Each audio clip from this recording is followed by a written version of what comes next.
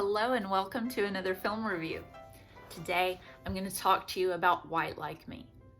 Now, White Like Me was written by Tim Wise in 2004, but in 2013 it was turned into a 69-minute documentary. And that's what we're going to talk about today.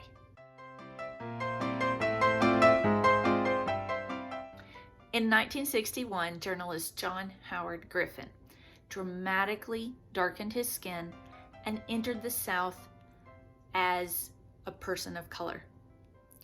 He later wrote a book and a movie about those experiences, and that was called Black Like Me. In White Like Me, Tim Wise completely flips that on his head and said, it's really good for white people to understand what it's like to be black, but racism will never really go away until white people understand what it's like to be white. In my opinion, everyone needs to watch White Like Me at least once. This documentary will open your eyes to some facets of racism and white privilege that other films simply don't address.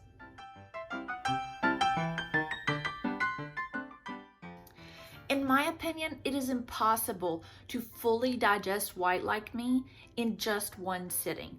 This is one that I'm probably gonna watch multiple times as I process what it's telling me as a white person.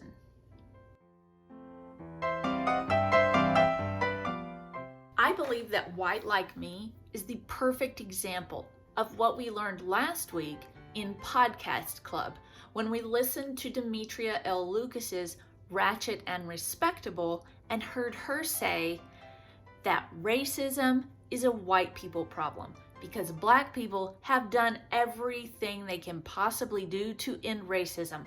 Now it's up to white people to do something about it. In White Like Me, Tim Wise explains why this is true and what he believes white people can and should do about it.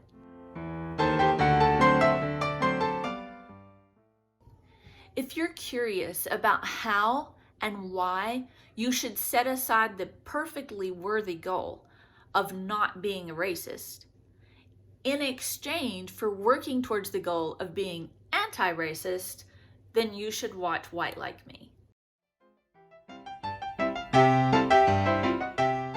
You can find White Like Me at canopy.com and use your Layman Library card to access it.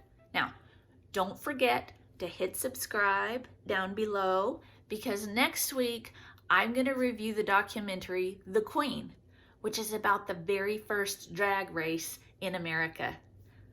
See you next week. Bye.